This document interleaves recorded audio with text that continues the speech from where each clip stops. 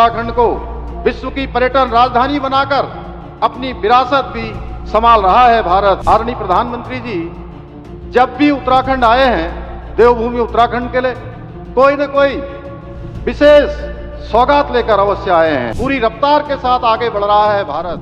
आदरणीय प्रधानमंत्री जी का प्रत्येक कार्यक्रम विशिष्ट होने के साथ साथ ऐतिहासिक भी होता है, परंतु आज का दिन कई मायनों में विशेष है।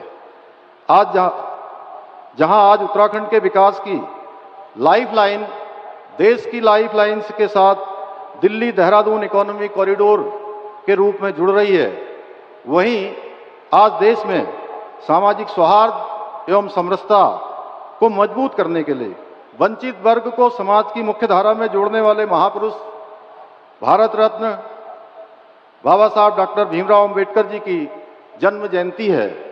मैं संविधान निर्माता डॉक्टर बाबा साहब भीमराव अंबेडकर जी की इस जयंती के अवसर पर उनको अपनी भावांजलि अर्पित करता हूं। इसके साथ ही जहां आज भगवान सूर्य मेष राशि में प्रवेश कर रहे हैं और हमारे सिख भाई बहन खालसा पंथ की स्थापना के प्रतीक स्वरूप सिख नववर्ष मना रहे हैं, वहीं हमारे अन्नदाता प्रकृति की उपासना करते हुए बैसाखी पर्व को हर्षोल्लास से मना रहे हैं।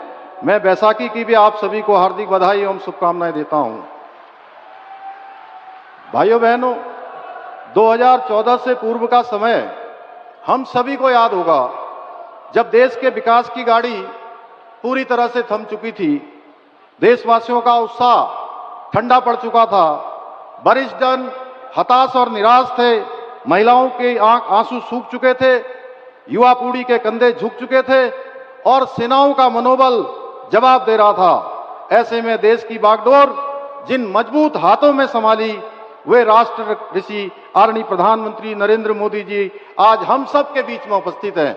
मैं आप सब की तरफ से, अपनी तरफ से उनका एक बार जोरदार तालियों से आप सब उनका स्वागत करेंगे, अभिनंदन करेंगे।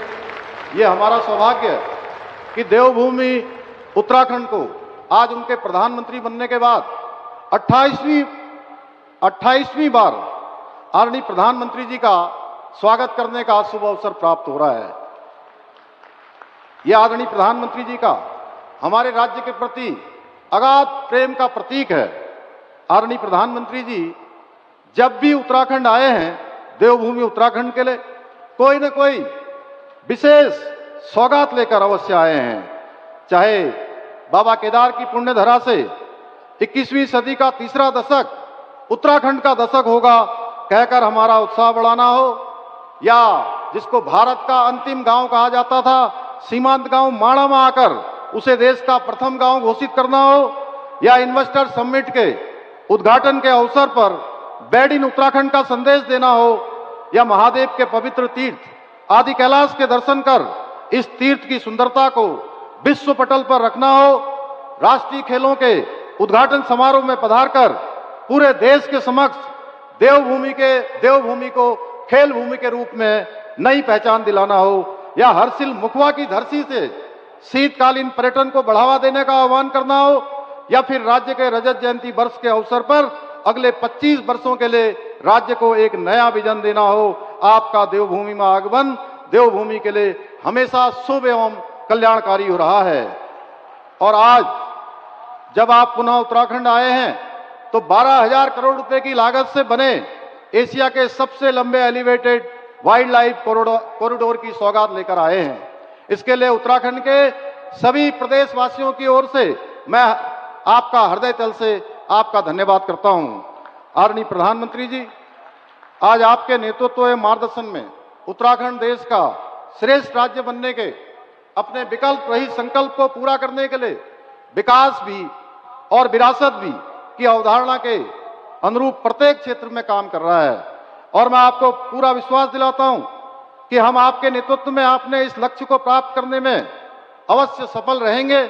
साथ ही 2022 के विधानसभा चुनावों की भांति 2027 के चुनाव में भी वीर भूमि उत्तराखंड में भारतीय जनता पार्टी की राष्ट्रवादी विचारधारा वाली सरकार बनाने में सफल होंगे। समय की बाध्यता के कारण अधिक न कहते हुए कविता की इन पंक्तियों के साथ आदरणीय प्रधानमंत्री जी का पुनः धन्यवाद करते हुए मैं अपनी बात समाप्त करता हूं। अब रफ्ता रफ्ता नहीं, पूरी रफ्तार के साथ आगे बढ़ रहा है भारत। अब नक्सलवाद, उग्रवाद और आतंकवाद से जीत रहा है भारत।